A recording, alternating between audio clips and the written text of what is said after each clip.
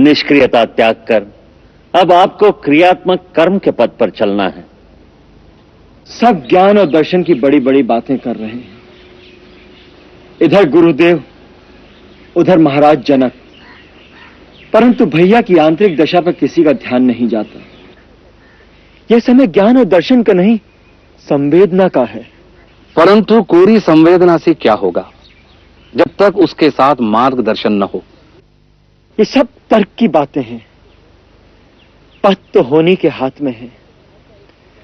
जैसे सहसा एक भूकंप आ जाने से सारे मार्ग और पथ धरती में समा जाते हैं, उस समय दर्शन और ज्ञान का क्या लाभ?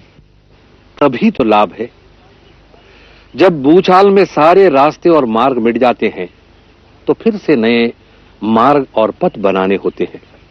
जो उस भूचाल से बच जाते हैं उन्हें जीवन की नई आशा का प्रकाश देना होता है।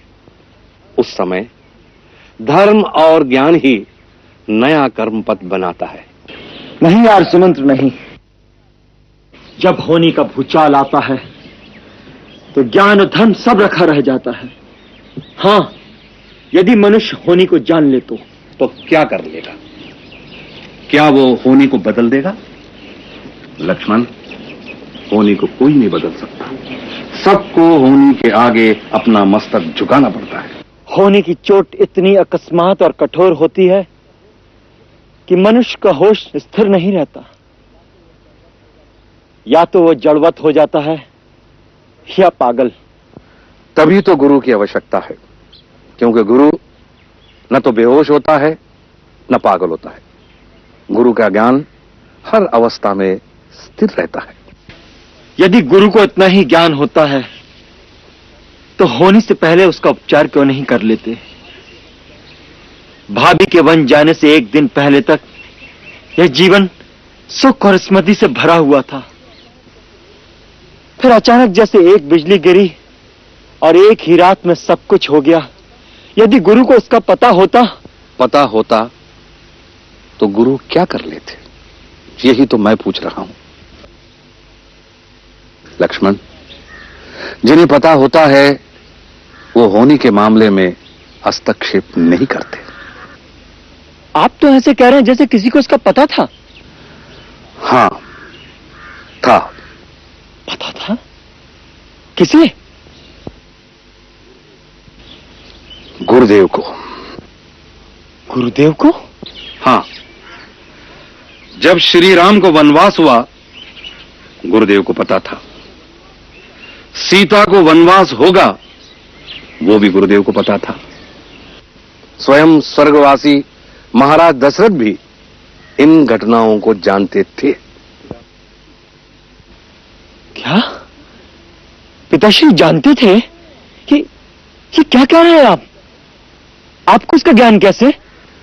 क्योंकि जब महाराज दशरथ को यह बताया गया था तो उस समय मैं भी वहां उपस्थित था। कहां पर? गुरुदेव महर्षि वशिष्ठ के आश्रम में। एक बार महाराज दशरथ गुरु के आश्रम में पधारे थे।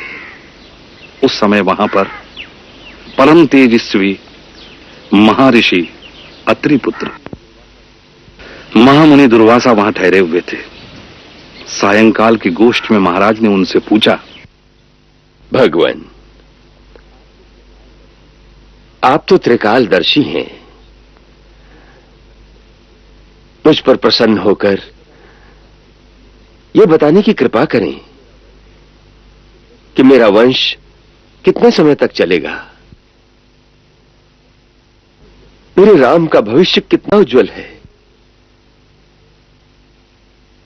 मेरे सब पुत्रों की आयु कितनी होगी और मेरे पुत्रों के पुत्र कैसे होंगे। विशेष करके मेरे राम के पुत्रों का भविष्य बताने की कृपा करें।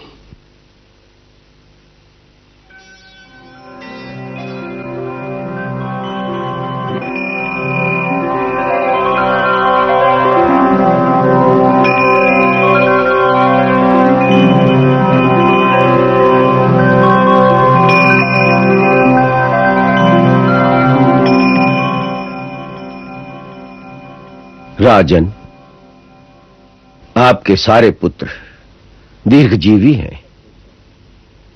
सबके घर उत्तम संतान होगी, जिसमें कई नए नए राजवंश स्थापित होंगे।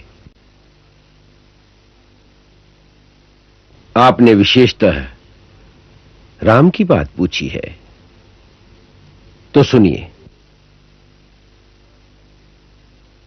राम का भविष्य अधिक सुखमय नहीं है। वो अपनी युवावस्था में ही राजसुख से वंचित होकर पत्नी सहित 14 वर्ष वन में रहेंगे। जब राज्य सुख पाएंगे तो पत्नी सुख से वंचित हो जाएंगे। पति पत्नी दोनों एक दूसरे के विरह में ही अपना अपना जीवन व्यतीत कर देंगे। उनके 2 पुत्र भी होंगे जो बड़े पराक्रमी होंगे। दोनों नए राज्य स्थापित करेंगे। राम उनका अभिषेक अयोध्या से बाहर करेंगे, अयोध्या में नहीं। क्या?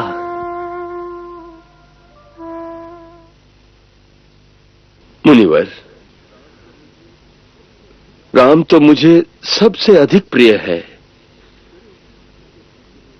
मेरे उसी पुत्र के भाग्य में इतना दुख क्यों? राजन, श्री राम के भाग्य के बारे में आपने जो बात कही है वो अज्ञानवश कही है, क्योंकि आप नहीं जानते कि आपके पुत्र राम तो स्वयं भाग्य विधाता हैं। अर्थात ये कि तीनों लोकों के स्वामी भगवान विष्णु ने ही आपके घर राम रूप में अवतार लिया है, और ये पत्नी वियोग का दुख उन्हें भृगु ऋषि के दिए हुए शाप के कारण भोगना पड़ेगा। भृगु ऋषि ने भगवान विष्णु को शाप दिया था? हां, देवासुर संग्राम के समय देवताओं से पीड़ित होकर दैत्यों ने महर्षि भृगु की पत्नी की शरण ली थी। इस पर कुपित होकर भगवान विष्णु ने अपने चक्र से भृगु पत्नी का सिर काट दिया।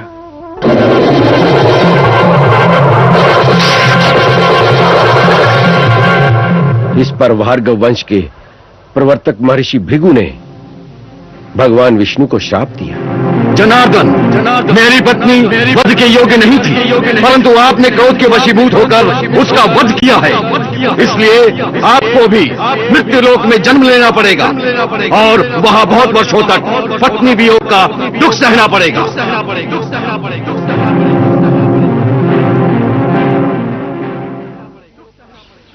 तत्पश्चात महाराज दशरथ ने मुझे शपथ देकर कहा था कि ये बात राम, लक्ष्मण, भरत, शत्रुघ्न को कभी न कहना। इसीलिए आज तक मैंने ये बात सदा गोपनीय रखी थी। ऐसी विचित्र बात सुनकर मन में कई प्रकार के प्रश्न उठते हैं। यदि आपको ये सब पता है तो फिर भी हम इस प्रकार दुखी क्यों होते हैं? तुम्हारे वनवास जाने पर मैं इतना विवल क्यों हो गया था? ऐसे ऐसे कई प्रश्न मेरे मन में भी उठते हैं, पर उनका उत्तर मुझे नहीं मिलता। ऐसा लगता है कि हम साधारण प्राणी माया के जाल में ऐसे फंसे हुए हैं कि उनमें से बच के निकलना संभव नहीं है। श्री राम को देखो, स्वयं भगवान विष्णु के अवतार हैं। फिर भी जब नर रूप धारण किया है तो अपने आप को संपूर्णता माया के अधीन कर दिया है। उसी प्रकार दुखी होते हैं, विवल होते हैं। फिर हमारी क्या गिनती है लक्ष्मण?